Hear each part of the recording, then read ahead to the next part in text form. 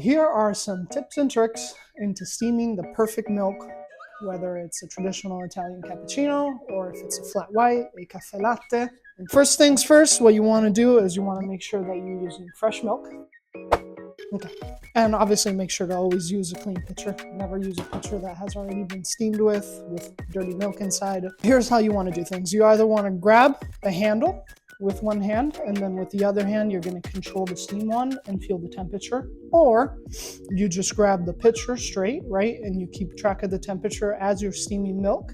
And then with the other hand, you're going to control the steam wand. Keep the pitcher straight in front of you.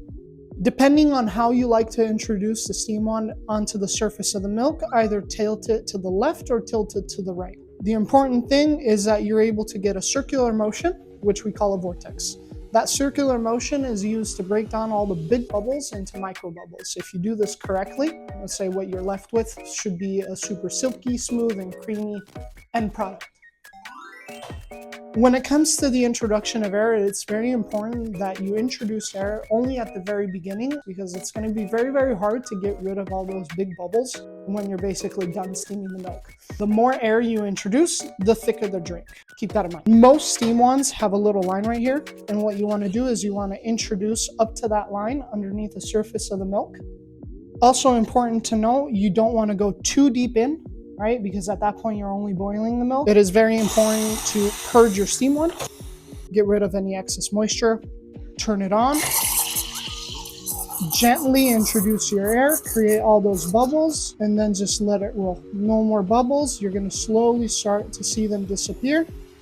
Set the pitcher down. Very important. Clean your steam wand and purge again.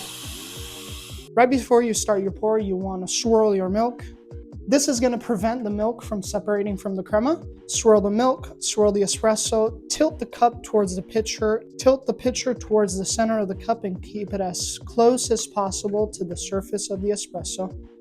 And pour all that creamy, creamy milk.